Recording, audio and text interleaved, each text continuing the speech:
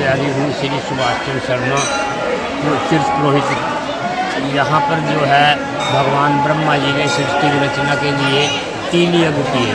ये जो पीछे सरोवर देख रहे कपाल मोचन, यहाँ भगवान ब्रह्मा जी ने सोमयज्ञ किया।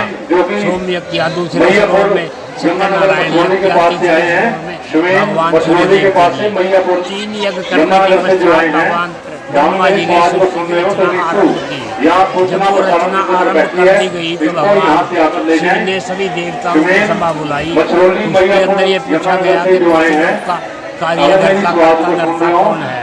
तो ब्रह्मा जी ने उसके अंदर अपना को और उधर रुद्र रूप में भगवान ब्रह्मा जी के पुत्र का सर काट दिया था। तो इस कारण भगवान शिव को ब्रह्म हत्या का दोष लगा। तो दोष के कारण भगवान सभी तीर्थों में स्नान करते गिरे, लेकिन वो दोष उनका कहीं भी दूर नहीं हुआ। जब वो प्रजापति का सर काट दिया गया तो भगवान काशी भी पहुँचे। काशी भी स्नान किया उन्होंने, लेकिन वो वहाँ भी ब्रह्म हत्या का दोष उनका दूर नहीं हुआ। फिर वो आगे चलते चलते कुरुक्षेत्र के एरिए में पहुँचे तो उन्होंने यहाँ देखा पहले 368 तीर्थ थे। तो भगवान ने देखा भी यहाँ से एक दिन और स्नान किया तो यहाँ तो 1 साल का कार्य छिड़ गया। ये तो मृत्यु लोक है, क्यों ना किसी से इस बात का पूछा जाए भी यहाँ सिंधुवन का जंगल कौन सा है, उसके अंदर सोमसर नाम का तालाब कौन सा है। तो यहाँ एक बहुत बड़ी नगरी थी जी भद्रापुरी। उस नगरी के अंदर देव शर्मा नाम का ब्राह्मण था और उस ब्राह्मण के यहाँ ही ये गाय बच्चा था।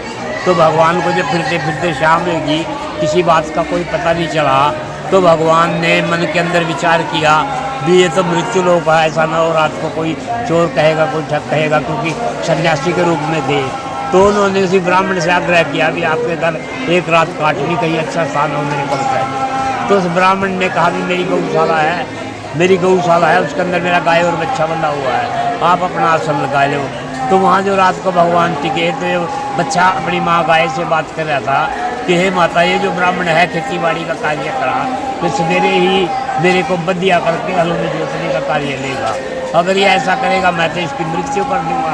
तो गौ माता ने कहा भगवान शिव ब्रह्म हत्या के दोष के कारण फिर रहे, उनका तो ये दूर नहीं हो रहा और हम तो जानवर योनि के अंदर ये पाप कैसे दूर होगा। तो बच्चा कहने लगा कि माता इसका उपाय मेरे पास है। मैं चढ़ते चढ़ते जंगल के अंदर बहुत दूर तक निकल गया। इसके अंदर एक ऐसा सरोवर है जहाँ मैंने एक सन्यासी को स्नान करते देखा और उसकी ब्रह्म हत्या का दोष दूर होते देखा। तो माता ने कहा आगे तेरी इच्छा है। जब सवेरे ब्राह्मण को बुलाया, ब्राह्मण ने तेली को बुलाया बच्चे का नाक ऊँचे करने के लिए, तो बच्चे ने तेली को भी और ब्राह्मण को भी दोनों को ही जान से मार दिया। मारने के कारण दोनों का ही काला रंग पड़ गया। आगे बच्चा पीछे पीछे गाय, इनके पीछे भगवान शिव भी चल दिए। जब इन तीनों ने इसके अंदर स्नान किया तो इनका तो काले से सफ़ेद रंग हुआ। जब भगवान शिव ने स्नान किया तो उनके हाथ से वो ब्रह्मा जी का कपाल यहाँ दूर हुआ। फिर उन्होंने इसका नाम सोमसर पे बदलकर कपाल मोचन किया। इनको यह वरदान दे दिया यहीं किनारे के ऊपर स्थिर हो जाओ और यहीं दुनिया का संकट दूर करो। इनके ऊपर कुछ भी सूख में, जैसे कि पुत्र प्राप्ति के लिए, संतान प्राप्ति के लिए, धन प्राप्ति के लिए सभी मनोकामनाएं पूर्ण हो जाती हैं। और इसमें स्नान करने से ब्रह्म हत्या, गौ हत्या सभी पाप नष्ट हो जाते हैं। उसके बाद फिर भगवान श्री राम आए। रावण को मारने के बाद उन्होंने भी यहीं स्नान किया। उसके बाद फिर भगवान श्री कृष्ण आए पांडवों को लेकर। ऋण मोचन में उन्होंने स्नान कराया सत्यनारायण सरोवर में, तो वहाँ उनके 4 ऋणों से छुटकारा मिला। फिर उसका नाम भगवान कृष्ण ने सत्यनारायण से बदलकर ऋण मोचन किया। सूर्य कुंड में माता कुंती ने तपस्या की, उपकरण पैदा हुए। उसके बाद फिर गुरु नानक देव जी आए। उसके बाद गुरु गोविंद सिंह जी आए।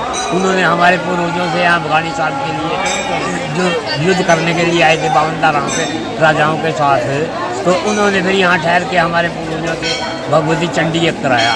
उस यज्ञ से प्रसन्न होकर उन्होंने फिर हमारे पूर्वजों को 2 हुक्मनामे भेंट किए, एक ताम्रपत्र और भोजपत्र।